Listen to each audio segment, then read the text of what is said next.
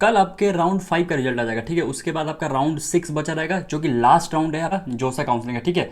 अब इसके बाद आपको अगर सीएसबी काउंसलिंग में पार्टिसिपेट करना है, वैसे हम लोग बात करेंगे सारा कंडीशन, टोटल 4 कंडीशन डिस्कस करेंगे कि जोसा से सीसेब में जाने के लिए क्या क्या प्रोसेस है, क्या क्या स्टेप आपको फॉलो करने हैं। अदरवाइज आपको जो जोसा में सीट मिला वो कैंसिल हो जाएगा, ठीक है।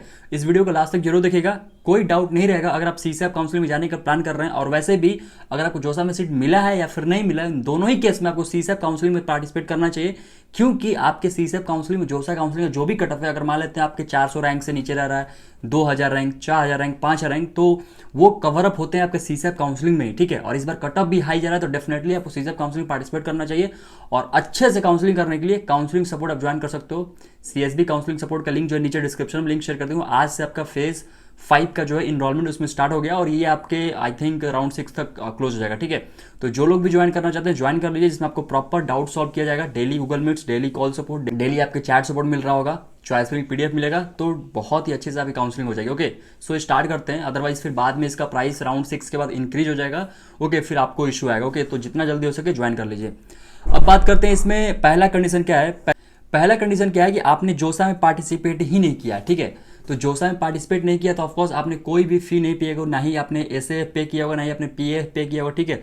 तो डायरेक्ट आप सीसे में रजिस्ट्रेशन कर सकते हैं, उसके लिए कुछ नहीं करना है। जब रजिस्ट्रेशन करोगे तो उस टाइम आपको फी पे करना होगा कि आपने कैटेगरी के अनुसार, और फी कितना पे करना होता है सारे केसेस का कवर किया हूं मैं, तो फी स्ट्रक्चर वाला वीडियो देख लीजिएगा, नीचे डिस्क्रिप्शन में उसका लिंक शेयर कर दूंगा, ठीक है। दूसरा कंडीशन क्या है कि आपने जोसा में पार्टिसिपेट किया है बट आपको कोई सीट ही नहीं मिला, तो इस केस में भी आपने कोई फी नहीं पे किया होगा, ना ही पीएएफ पे किया होगा, ना ही एसएएफ पे किया होगा, ठीक है। तो इस केस में भी आपको उतना ही फी पे करना होगा जितना पहला वाला केस है, ठीक है। अब कितना फी पे करना है इस पर ऑलरेडी मैंने बता दिया है, तो आप वीडियो जरूर देखिएगा, आपको अच्छे समझ में आ जाएगा, ठीक है। ये दो कंडीशन तो काफ़ी सिंपल है। अब ये बाकी जो दो कंडीशन है ना वो काफ़ी इंपॉर्टेंट, ये जो अभी मैं बता रहा हूँ एनआईटी प्लस सिस्टम की बता रहा हूँ, ठीक है। अभी आईआईटी प्लस सिस्टम की बात करेंगे, और जिसे मान लेते हैं बहुत सारे ऐसे कैंडिडेट होंगे जो आईआईटी मिला होगा बट वो चाहते हैं कि नहीं एनआईटी में अच्छा ब्रांच मिल रहा है, अच्छा कॉलेज मिल रहा है, तो एनआईटी प्लस सिस्टम में एडमिशन लेना चाहते हैं, सीसम में जाना चाहते हैं, तो जा सकते हैं कि नहीं, सब कुछ बताएंगे, ठीक है। तो तीसरा कंडीशन क्या है कि आपने जोसा में पार्टिसिपेट किया है बट सीट जो है आपका कैंसिल हो गया, तो ऑफकोर्स मान लेते हैं कि जोसा में आपने पार्टिसिपेट किया, आपने सीट एक्सेप्टेंस फी पे कर दिया बट बाद में सीट कैंसिल हो गया या फिर सीट रिजेक्ट हो गया, एनी हाउ आपका सीट आपके पास नहीं है, या फिर आपने विथड्रॉ कर लिया, या फिर आपने लेट से पीएएफ पे नहीं किया, ठीक है। ऑफकोर्स मान लेते हैं सीट कैंसिल इसके वजह से भी हो सकता है कि आपने जोसा में सीट मिला, आपने फी वगैरह पे कर दिया बट बाद में पीएएफ नहीं पे किया, तो ऑफकोर्स आपका सीट कैंसिल हो जाएगा। तो इस केस में जो आपने सीट एक्सेप्टेंस फी पे किया होगा ना, और जो आपका मतलब सीसेम ऑफकोर्स इसके बाद रजिस्ट्रेशन कर सकते हो, क्योंकि आपने पीएफ तो पे नहीं करोगे क्योंकि आपका सीट जो ऑलरेडी जोसा में कैंसिल हो गया, या फिर अगर आपने सीट जो है कंफर्म हुआ था जोसा में बट पीएफ पे नहीं किया, तो ऑफकोर्स इस केस में भी सीट कैंसिल हो, मतलब कि कंडीशन ये है कि सीट आपका कैंसिल हो गया बस, ठीक है। तो इस केस में जब आप सीसे में पार्टिसिपेट करोगे तो उसमें जो डिफरेंस होगा ना अमाउंट, जैसे मान लेते हैं कि 40 के रजिस्ट्रेशन के टाइम पे करना, इसमें आपने 30 के पे कर दिया, ठीक है। तो इसमें आपको जो डिफरेंस होगा वो अमाउंट आपको पे करना, वो आपको दिखेगा वेबसाइट के पोर्टल पर, ठीक है। तो ये तीसरा कंडीशन हो गया। चौथा कंडीशन क्या है आपका कि आपने जोसा में पार्टिसिपेट किया है एंड सीट भी अलॉट हुआ है, तो आपने सीट एक्सेप्टेंस फी भी पे कर दिया।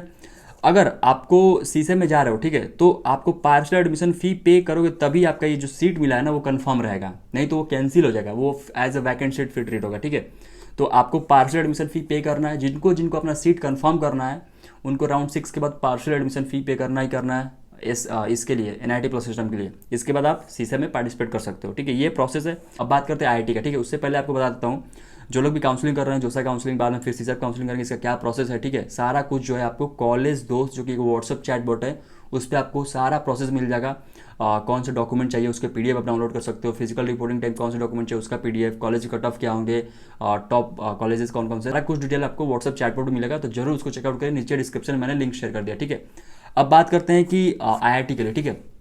देखो आईआईटी में अगर आपको लेट से सीट मिला है तो अगर आप सीसेट में मतलब ऑफकोर्स बहुत सारे लोग नहीं जाएंगे क्योंकि आईआईटी पार्टिसिपेट नहीं करता है, ठीक है। तो इस केस में आपको पार्शियल एडमिशन फी पे ही नहीं करना, आईआईटी वालों को पे नहीं करना, उनको डायरेक्ट अपना जो भी इंस्टीट्यूट अलॉट हुआ है उनके वेबसाइट पे विजिट करिए, कितना फी पे करना है, बैलेंस फी वो इंस्टीट्यूट के वेबसाइट पे करना है, ठीक है। इससे रिलेटेड डिटेल एक डेडिकेटेड वीडियो राउंड 6 के बाद मैं बना दूंगा, ठीक है, तो आपको समझ में आ जाएगा। लेकिन मान लेते हैं जो आईआईटी मिला है, लेट से मान लेते हैं किसी को आईआईटी मिला, अब वो एसएएफ तो पे कर दिया, अब वो चाहते हैं कि हम सीसैम में जाएं तो क्या वो पार्टिसिपेट कर सकते हैं? तो बिल्कुल कर सकते हैं। तो इस केस में आपको पार्शियल एडमिशन फी भी नहीं पे करना होगा, तो आपको एज अ फ्रेश कैंडिडेट आप जब वहाँ पे सीसैम में जाओगे तो रजिस्ट्रेशन कर पाओगे। ये था कंप्लीट प्रोसेस जोसा से सीसैम तक का। आई होप आपको सब कुछ समझ में आ गया। Okay, so thank you so much.